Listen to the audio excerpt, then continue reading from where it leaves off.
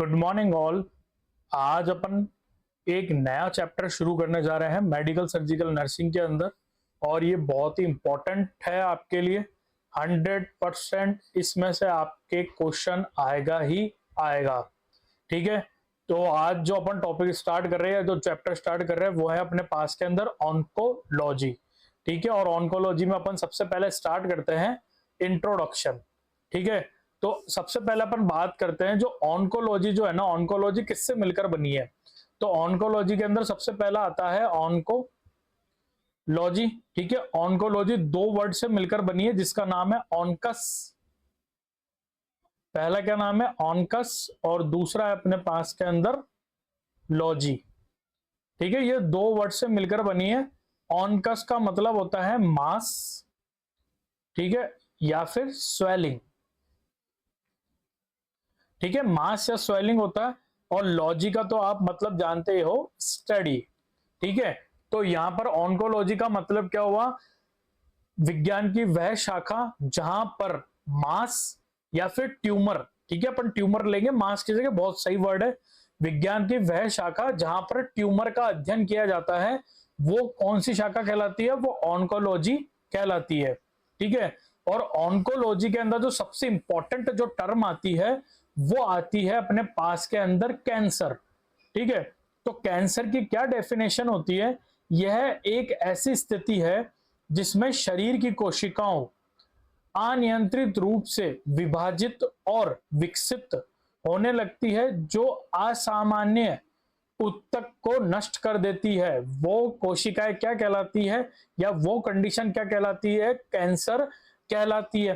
ठीक है ना? क्या हुआ यहां पर? जो नॉर्मल सेल है उसने क्या किया? अनकंट्रोल, ठीक है, अनकंट्रोल और एबनॉर्मल ग्रोथ करी, जिसके कारण क्या हुआ? जो सराउंडिंग टिश्यू थे, उसके आसपास के जो टिश्यू थे ना, वो क्या होने लग गए? डैमेज होने लग गए। और अपन ने इस कंडीशन को क्या नाम दिया? अपन ने इस कंडीशन को नाम दिया कैंसर। ठीक है, तो ये थी डेफिनेशन ऑफ कैंसर, है ना। इस वीडियो के अंदर अपन किसकी बात करेंगे? इस वीडियो में अपन पूरी टर्मिनोलॉजी की बात करेंगे कि जो टर्मिनोलॉजी ऑन्कोलॉजी में काम आती है। इसके बाद आपको वन बाय वन करके सारे के सारे कैंसर जो आपके लिए इंपॉर्टेंट है वो मिलेंगे। ठीक है, अब अपने पास में नेक्स्ट आता है टर्मिनोलॉजी ऑफ कैंसर, कि जो कैंसर है उसके लिए कौन सी टर्मिनोलॉजी इंपॉर्टेंट है। ठीक है, ऑन्कोलॉजी को समझने के लिए निम्नलिखित मुख्य रूप से शब्दों को जानना आवश्यक है। ठीक है, और आप इसको 5 स्टार FAQ लिखना। FAQ का मतलब होता है frequently asked question. Frequently asked question को अपन हिंदी में बोलते हैं लगातार पूछे जाने वाले शब्द। ठीक है, चाहे आपका एएनएम का पेपर हो, चाहे आप आने वाली जो 12,000 की वैकेंसी आ रही है राजस्थान गवर्नमेंट के अंदर, चाहे उसके अंदर आप पार्टिसिपेट करें, आपको इस टर्मिनोलॉजी के अंदर से एक या दो, मिनिमम एक मैक्सिमम दो, सिर्फ इस टर्मिनोलॉजी से, इस चैप्टर से तो बहुत सारे आएंगे, बट इस टर्मिनोलॉजी से आपको क्वेश्चन जरूर देखने को मिलेगा। 110% मैं श्योर हूं। ठीक है, तो सबसे पहला जो अपने पास में वर्ड आता है वो आता है नियोप्लाज्म। क्या वर्ड आता है? पहला वर्ड आता है नियोप्लाज्म। नियोप्लाज्म की डेफिनेशन क्या होती है अपने पास के अंदर?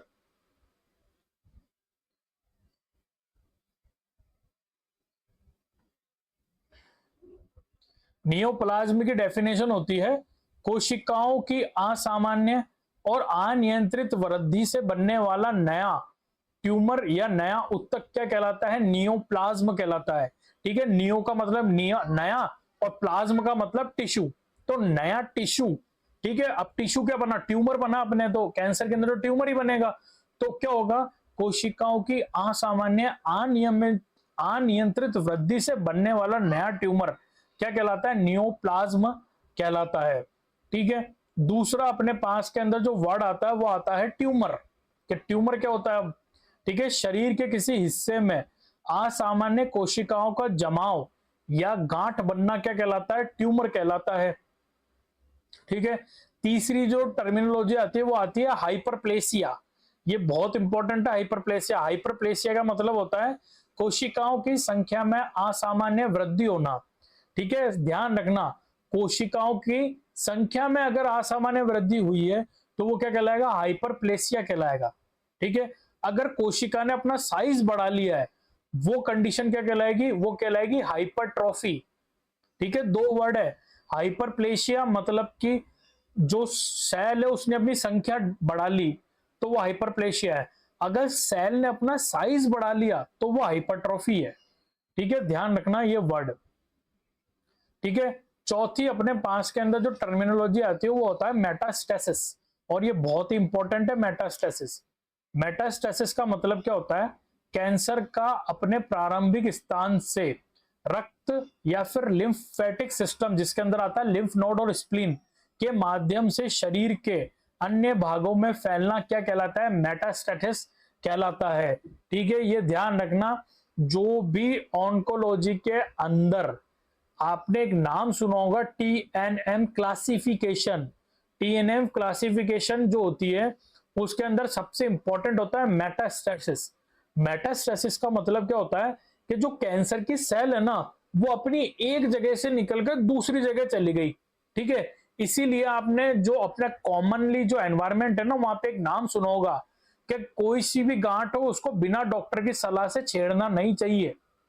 क्यों नहीं छेड़ना चाहिए उस गांठ को, क्यों, क्योंकि अगर फॉर एग्जाम्पल वो गांठ अगर कैंसर की हुई तो वो क्या होगी, वो शरीर में फैल जाएगी। ठीक है, और शरीर में क्यों फैलेगी, क्योंकि उसके अंदर क्या हो जाएगा, मेटास्टेसिस हो जाएगा। और मेटास्टेसिस किसके द्वारा होता है, ब्लड के द्वारा होता है और लिम्फ नोड के द्वारा होता है सबसे ज्यादा। ठीक है, इसके बाद में आता है अपने पास में जो टर्मिनोलॉजी आती है उसका नाम है कार्सिनोजन। ठीक है, कार्सिनोजन, कार्सिनोजन का मतलब होता है ऐसे पदार्थ या कारक जो कैंसर पैदा करने के लिए जिम्मेदार होते हैं, क्या कहलाते हैं, कार्सिनोजन कहलाते हैं। ठीक है, ऐसे कारक जिनके द्वारा ना कैंसर उत्पन्न होने की संभावना सबसे ज्यादा होती है। बेस्ट एग्जांपल आता है स्मोकिंग। ठीक है, आपने देखा होगा जो सिगरेट का डिब्बा आता है ना उसके ऊपर भी लिखा हुआ होता है smoking is injurious to health.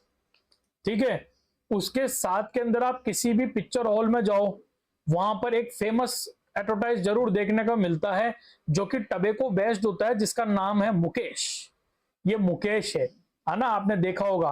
वो किससे रिलेटेड है, तंबाकू से, कि तंबाकू खाता था उसके कारण क्या हुआ, इसकी ये स्थिति हो गई। तो सबसे ज्यादा जो कार्सिनोजन है वो क्या है, अपने स्मोकिंग है। ठीक है, दूसरा टबेको है, तीसरे नंबर पे आता है अल्कोहल। पहले के टाइम के अंदर हेपेटाइटिस जो था वो मेजर कॉज था लीवर कैंसर का, बट अब जो नई रिसर्च आ रही है उसके अंदर ये साफ जो रिसर्चर्स है उन्होंने मान लिया है कि अब लीवर सिरोसिस और लीवर कैंसर का सबसे बड़ा जो कारण है वो क्या है, वो है अल्कोहलिज्म। ठीक है, तो ये क्या है, ये जो सब्सटेंस होते हैं ना ये क्या जनरेट करते हैं, कैंसर जनरेट करते हैं। तो ऐसे पदार्थ जो कैंसर को जनरेट करते हैं क्या कहलाते हैं, कार्सिनोजन कहलाते हैं।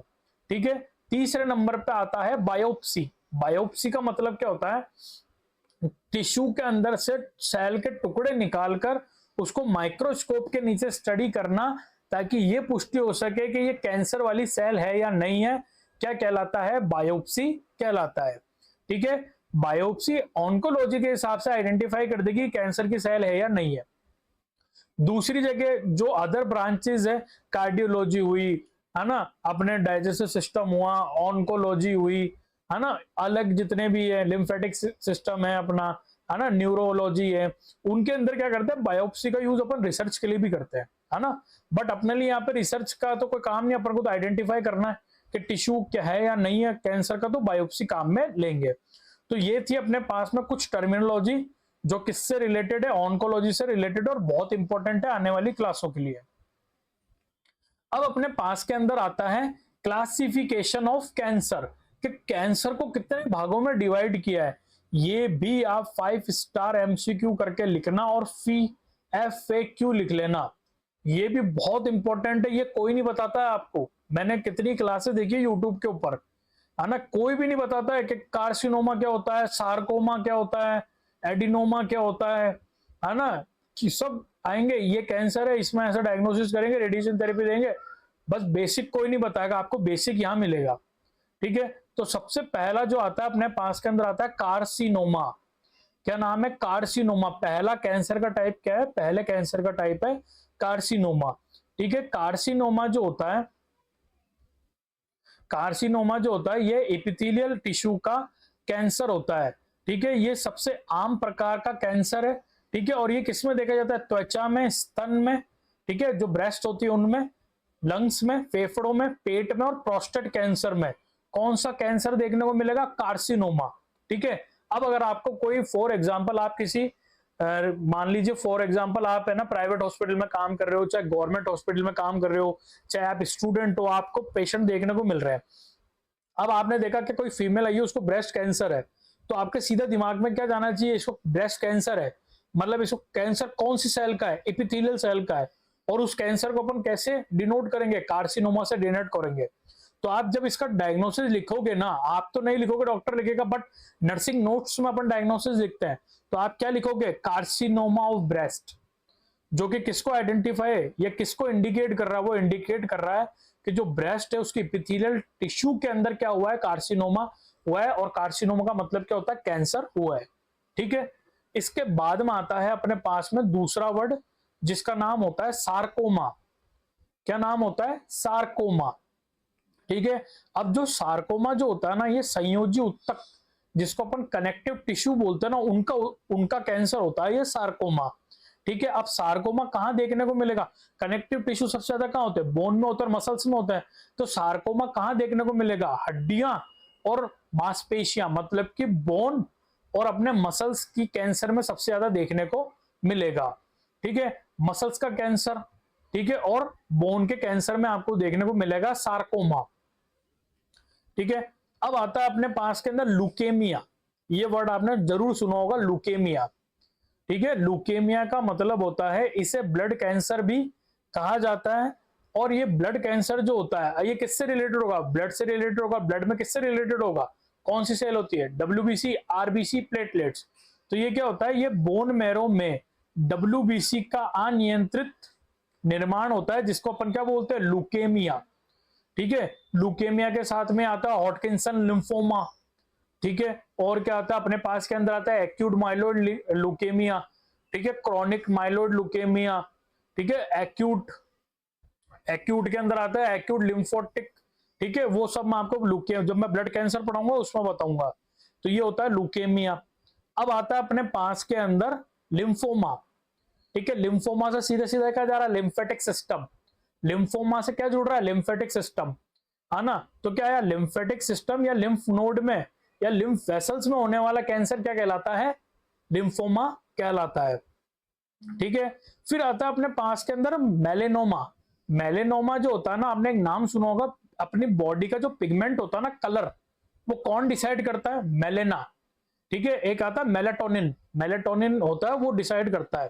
ठीक है, तो उनकी जो मेलेटोनिन सिक्रीट करने वाली जो सेल है ना, उनके अंदर अगर कैंसर होगा वो क्या कहलाएगा? मेलेनोमा कहलाएगा। इसका बेस्ट एग्जांपल आता है, रेडिएशन से होने वाला जो कैंसर होता है ना, वो ज्यादातर मेलेनोमा ही होता है। ठीक है, तो ये थे अपने पास के अंदर कुछ वर्ड। ठीक है, अब आपको यहां पर एक चीज नोट करके लिखनी है, बहुत ही इंपॉर्टेंट। ठीक है, ग्रंथियों में होने वाला कैंसर क्या कहलाता है? वो कहलाता है एडिनोमा। ग्रंथियों में होने वाला कैंसर क्या कहलाता है? एडिनोमा कहलाता है। ठीक है, अब कहीं पर भी अगर कैंसर हुआ है किसी भी ग्लैंड में, फॉर एग्जांपल बोला लीवर में कैंसर हो गया, तो क्या हुआ है? एडिनोमा हुआ है। ठीक है, उसको बोला क्या ना, इसके ना फॉर एग्जांपल आपको कह दिया कि इसके ना एड्रिनल ग्लैंड में कैंसर हो गया, एडिनोमा हुआ है। ठीक है, जितनी भी ग्लैंड है उन सब में जो कैंसर होता है वो कौन सा होता है? एडिनोमा होता है। ठीक है, ये टर्मिनोलॉजी बहुत इंपॉर्टेंट है आपके लिए। ठीक है, अब अपन बात करते हैं, ये तो क्या था, ये जो क्लासिफिकेशन था ये था कैंसर कितने टाइप के होते हैं। ठीक है, अब मैं आपको बताऊंगा ट्यूमर कितने टाइप के होते हैं। ठीक है, आपने नाम भी सुनोगे ट्यूमर के तो। ठीक है, सबसे पहले अपन बना लेते हैं अपना। ठीक है, सबसे पहला जो ट्यूमर अपने पास के अंदर आता है, उस ट्यूमर का नाम होता है अपने पास के अंदर बिनाइन ट्यूमर। Benign tumour. ठीक है, और दूसरा ट्यूमर कौन सा होता है? दूसरा अपने पास के अंदर होता है मैलिग्नेंट ट्यूमर। मैलिग्नेंट ट्यूमर, ठीक है। ये दो टाइप के ट्यूमर अपने पास में होते हैं। वन बाय वन करके अपन दोनों की डिफरेंस निकालते हैं। सबसे पहला ये कैसा होता है? ये नॉन बिनाइन कैंसर जो होता है ना, ये नॉन कैंसरस होता है। नॉन कैंसरस का मतलब होता है इसके अंदर कैंसर की संभावना नहीं होती है। जबकि जो मैलिग्नेंट ट्यूमर होता है ना, ये कैंसर कैसा होता है? कैंसरस। इसके अंदर कैंसर होने की संभावना रहती है, ठीक है। दूसरा होता है इसकी जो गति होती कैसी होती है? गति होगी स्लो, इसकी गति धीरे होगी। इसकी गति कैसी होगी? तेज, ये जल्दी बनेगा, ठीक है, ये जल्दी बनेगा। और क्या होता है? जो बिनाइन ट्यूमर होगा ना, ये कैप्सुलेटेड होगा। ये कैसा होगा? कैप्सुलेटेड होगा। जबकि जो मैलिग्नेंट ट्यूमर होता है ना, ये नॉन कैप्सुलेटेड होता है, ठीक है। कैसा होता है? नॉन कैप्सुलेटेड होता है। यहीं से पता लग रहा है कि जो बिनाइन ट्यूमर है ना, वो फैलेगा नहीं, जबकि जो मैलिग्नेंट ट्यूमर है ना, वो फैलेगा। क्यों? क्योंकि उसके ऊपर भारी आवरण नहीं है। वो कैसा है? वो नॉन कैसा है? नॉन कैप्सुलेटेड है, इसलिए वो फैलेगा, ठीक है। साथ में क्या होगा? ठीक है, चौथे नंबर पे आएगा ये आसपास के उत्तकों को नुकसान नहीं पहुंचाता है। ये आसपास के उत्तकों को नुकसान नहीं पहुंचाता, और ये आसपास के उत्तकों को क्या करेगा? नुकसान पहुंचाएगा, नुकसान पहुंचाएगा, ठीक है। तो ये थे अपने पास के अंदर बिनाइन और मैलिग्नेंट ट्यूमर, ठीक है। और इसके अंदर जो चीजें आएगी, मैं आपको इस जो चैनल है मेरा सामविका नर्सिंग क्लासेस, इसको आप सब्सक्राइब कर लेना, मैं उसके ऊपर शॉर्ट्स में डाल दूंगा इसकी और चीजें, ठीक है। तो ये था अपने पास के अंदर टाइप्स ऑफ ट्यूमर। अब अपन चलते हैं रिस्क फैक्टर, कि कौन कौन से रिस्क फैक्टर होते हैं जिसके कारण ये मान लो कि ना, जो रिस्क फैक्टर है ये कार्सिनोजन से अपने पास के अंदर, ठीक है। कार्सिनोजन मतलब जिनसे कैंसर होगा। कौन कौन सी ऐसी चीजें हैं जिनसे कैंसर होने की संभावना रहती है? सबसे पहला आता है अपने पास के अंदर भौतिक कारण, और भौतिक कारण में सबसे पहला आता है यूवी रेज, ठीक है। क्या आएगा अपने पास में? आएगा यूवी रेज, ठीक है। यूवी रेज से अपन को कौन सा कैंसर देखने को मिलेगा? यूवी रेज से अपन को स्किन का कैंसर देखने को मिलेगा। दूसरा आता है आयोनाइजिंग रेडिएशन। आयोनाइजिंग रेडिएशन जैसे एक्स रे, गामा रेज, इनसे भी क्या होता है? कैंसर देखने को मिलता है, ठीक है। दूसरा अपने पास के अंदर आता है रासायनिक कारण, ठीक है। जो केमिकल्स होते हैं कुछ जिनके कारण अपन को कैंसर देखने को मिलेगा। तो सबसे बेस्ट तो तंबाकू, बीड़ी, सिगरेट का सेवन, उससे आपको क्या देखने को मिलेगा? फेफड़े और मुख गुहा का सेवन, सॉरी कैंसर देखने को मिलेगा, मतलब कि लंग्स और ओरल कैविटी का कैंसर देखने को मिलेगा। और क्या क्या आता है? और आता है अपने पास में गुटखा आता है, खैनी आती है, सुपारी आती है, ये सब क्या करेंगे? कैंसर कॉज करेंगे। और क्या आता है रासायनिक में? रसायन में आता है अल्कोहल। अल्कोहल क्या करेगा? लीवर कैंसर कॉज करेगा। तो ये है अपने पास के अंदर केमिकल एजेंट जो किसको? कैंसर को कॉज करते हैं। अब आता है अपने पास के अंदर वायरल कॉजेस, ठीक है। वायरल मतलब, ठीक है, वायरस है जिनके कारण क्या होगा?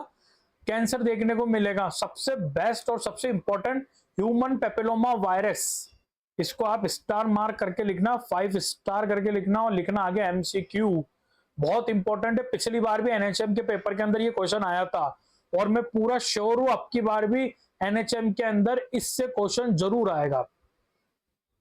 क्या आता है अपने पास के अंदर? आता है ह्यूमन पेपिलोमा वायरस, जिससे क्या होता है? सर्वाइकल कैंसर होता है, ठीक है। और आता है अपने पास के अंदर हेपेटाइटिस बी और हेपेटाइटिस सी वायरस, जिससे लीवर कैंसर होता है। फिर आता है अपने पास के अंदर हेलिकोबैक्टर पाइलोरी वायरस, जिसको एच पाइलोरी बोलते हैं, जिसके कारण स्टमक कैंसर होता है, ठीक है। तो ये बहुत इंपॉर्टेंट है आपके लिए, वायरल एजेंट जिससे कैंसर होता है, ठीक है। और हेलिकोबैक्टर एक केवल और केवल इकलौता बैक्टीरिया है जिसके कारण कैंसर हो रहा है। इसके अलावा कोई सा भी बैक्टीरिया कैंसर कॉज नहीं कराता है, but H pylori, Helicobacter pylori bacteria cancer cause कराता है। तो आप ये भी ध्यान रखना, आपके एक ऐसा भी क्वेश्चन पूछ सकता है एग्जामिनर कि ऐसा कौन सा बैक्टीरिया है जो केवल और केवल बैक्टीरिया है जो कैंसर कोज कराएगा। आंसर क्या है? H pylori, Helicobacter pylori. ठीक है, फिर आता है आनुवांशिक कारक, जेनेटिक कारक होते हैं जैसे परिवार में कैंसर की हिस्ट्री। ठीक है, और आता है अपने पास में BRCA और BRCA2 जीन होता है जिसके म्यूटेशन के कारण क्या होता है? स्तन कैंसर और ओवेरियन कैंसर देखने को मिलता है। ठीक है, अब आते हैं लाइफस्टाइल रिलेटेड, से मोटापा हुआ, ज्यादा फास्ट फूड हुआ। ज्यादा फास्ट फूड क्या होता है? जो चाइनीज आइटम्स आता है ना, चाइनीज हर्ब्स, आपने नाम सुना होगा अजीनोमोटो। ठीक है, और आता है वो क्या नाम था, चिली फ्लेक्स, और एक और आता है ऑर्गेनिक, ऑर्गेनो, है ना, और क्या बोलते हैं उसको, ऑर्गेनो ही बोलते हैं ना। उनके कारण क्या होता है? वो चाइनीज हर्ब्स होते हैं, और चाइनीज हर्ब्स क्या करते हैं? ज्यादा चांसेस है जो चाइनीज हर्ब होते हैं ना वो स्टमक कैंसर कॉज करवाते हैं। साथ में आता है अत्यधिक प्रोसेस्ड फूड और जंक फूड। ठीक है, ज्यादा जो जैसे कि ना आपने देखा होगा आजकल फ्रोजन आइटम्स बहुत ज्यादा चल रहे हैं, तो वो फ्रोजन आइटम्स क्या है? उनको लंबे समय तक रखने के लिए उसके अंदर क्या मिलाते हैं? प्रिजर्वेटिव मिलाते हैं ताकि वो लंबे समय तक खराब नहीं हो। तो वो क्या करते हैं? वो भी कैंसर कॉज करते हैं। तो ये थे अपने पास के अंदर कार्सिनोजन जो कैंसर कॉज करवा सकते हैं। ठीक है, अब सबसे इंपॉर्टेंट बात, again 5 star MCQ, sign and symptom या फिर warning sign of cancer. Cancer जब भी अगर किसी के शरीर में होगा वो आपको ये वार्निंग साइन जरूर देगा, और इस वार्निंग साइन को अपन क्या बोलते हैं? इस वार्निंग साइन को बोलते हैं कॉशन। क्या बोलते हैं? कॉशन। ठीक है, CAUTION, कॉशन। ठीक है, तो कॉशन को अपन समझते हैं C फॉर का मतलब होता है change in bowel and bladder habit, patient के मल मूत्र त्याग करने की आदत बिगड़ जाएगी। ठीक है, ए फॉर होता है आ सोर डेट डज नॉट हील, आपके शरीर में एक ऐसा घाव हो जाएगा जो भरेगा ही नहीं। ठीक है, यू फॉर होता है अनयूजुअल ब्लीडिंग और डिस्चार्ज, शरीर में जहां पर भी कैंसर हुआ या जिस हिस्से का कैंसर है उससे रिलेटेड ऑर्गन में से क्या निकलने लग जाएगा? डिस्चार्ज निकलने लग जाएगा। बेस्ट एग्जांपल होता है ब्रेस्ट कैंसर के अंदर से, निप्पल के अंदर से क्या होगा? ब्लड डिस्चार्ज होने लग जाता है। ठीक है, फिर आता है T, थिकनिंग और लिम्प इन ब्रेस्ट और एनीवेयर एल्स, कि जहां पर भी कैंसर होगा वहां पर गांठ बन जाएगी। क्या बन जाएगी? गांठ बन जाएगी। फिर आता है आई का मतलब होता है इनडाइजेशन और डिफिकल्टी इन स्वेलिंग, आपको भूख लगना बंद हो जाएगी, खाना खाने के बाद में खाना नहीं पचेगा और वेट लॉस देखने को मिलेगा। ओ ऑब्वियस चेंज इन वाट और मोल, आपके जितने भी तिल या फिर जो ऑर्गन है ना वहां पर आपको दिखने लग जाएगा कि यहाँ पर किसी ना किसी चीज की ग्रोथ हो रही है ना, गांठ दिखने लग जाएगी आपको, उसको बोलते हो obvious change in wart and mole. ठीक है, एंड नेगिंग कफ और हॉर्सनेस, आपकी आवाज चेंज हो जाएगी और आपको खांसी आने लग जाएगी लगातार। ये होते हैं अपने पास के अंदर वार्निंग साइन ऑफ कैंसर जिनको अपन बोलते हैं कॉशन। ठीक है, अब आता है अपने पास के अंदर एक और इंपॉर्टेंट चीज, डायग्नोसिस इवैल्यूएशन, कि अपन कैंसर का जो डायग्नोसिस है वो किस तरह करेंगे। सबसे पहला history taking and physical examination, जिससे मैं मानता हूं 90% डिजीज पकड़ में आ जाती है। दूसरा आता है लैब टेस्ट, जिसमें अपन CBC कराएंगे, ट्यूमर मार्कर। सबसे इंपॉर्टेंट क्या होता है कैंसर के अंदर? Tumour marker. ठीक है, ट्यूमर मार्कर की मैं एक शॉर्ट अपलोड कर दूंगा जिसके ऊपर मैं सारे ट्यूमर मार्कर लिख दूंगा, आप वहां से कॉपी कर लेना। ठीक है, और क्या करते हैं अपन? और अपन करते हैं इमेजिनरी, जैसे कि x-ray, mammography, ultrasound, CT scan, MRI और पैट स्कैन। ठीक है, पैट स्कैन जो होती है ना वो कंफर्मेटरी डायग्नोसिस होता है, और जो पैट स्कैन होता है वो बेसिकली अपन ये देखने के लिए लगाते हैं कि जो मेटास्टेसिस जो हुआ है ना, मतलब जो कैंसर है वो कहां कहां फैला है, उसके लिए अपन क्या कराते हैं? पैट स्कैन करवाते हैं। और कैंसर की 100% पुष्टि के लिए अपन क्या करते हैं? बायोप्सी। क्या करते हैं? बायोप्सी करते हैं। और लास्ट में आता है साइटोलॉजी।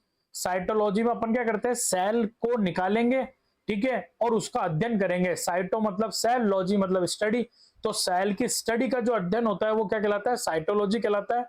आपने नाम सुना होगा पैप स्मीयर टेस्ट, और पैप स्मीयर टेस्ट अपन किस में करते हैं, सर्वाइकल कैंसर के अंदर अपन पैप स्मीयर टेस्ट को करते हैं। आप इसको भी 5 स्टार मार्क करके लिखना, बहुत इंपॉर्टेंट है और बहुत बार पूछा है एग्जामिनर में कि सर्वाइकल कैंसर के अंदर कौन सा टेस्ट करते हैं, आंसर क्या जाएगा, पैप स्मीयर टेस्ट करते हैं। ठीक है, अब आता है अपने पास के अंदर लास्ट एक और चीज, ठीक है, जिसका नाम है अपने पास के अंदर TNM क्लासिफिकेशन। तो TNM क्लासिफिकेशन क्या होता है, T4 होता है number of tumour, number of tumour, ठीक है, N होता है number of lymph node, number of lymph node involve, कि कितने लिम्फ नोड इन्वॉल्व हुए हैं। M4 होता है मेटास्टेसिस, कि वो कैंसर जो है, जो ट्यूमर है वो कहां तक फैला है। इन तीनों से मिलकर क्या बनता है, अपना बनता है TNM क्लासिफिकेशन। T कहां से शुरू होगा, 0 से शुरू होगा। N कहां से शुरू होगा, 0 से। मेटास्टेसिस 0 से, इसलिए आपने देखा होगा ऐसे लिखते हैं TNM, T0 N1 2 ऐसे लिखते हैं ना। तो ये क्या होता है, आप समझ गए ना कैसे लिखते हैं। जितने ट्यूमर है उतना नंबर लिख दो, जितने लिम्फ नोड इन्वॉल्व हुए हैं उसके आगे लिख दो, जितना मेटास्टेसिस एक ऑर्गन में हुआ, 2 ऑर्गन में हुआ, वो लिख दो मेटास्टेसिस में। ठीक है, फॉर एग्जाम्पल अपन लेते हैं TNM। अब कितने ट्यूमर है, मान लो 2 ट्यूमर है तो T2 हो गया। कितने लिम्फ नोड इन्वॉल्व हुए, 4 लिम्फ नोड इन्वॉल्व हुए भाई, तो N4 हो गया। मेटास्टेसिस एक ऑर्गन आया अभी, तो ये तो T2 N4 M1 मतलब कितने tumour, 2 tumour, 4 lymph node involve हुए हैं। और ये जो ट्यूमर है कहां तक फैले, एक ऑर्गन तक फैले। तो ये होता है अपने पास के अंदर TNM क्लासिफिकेशन।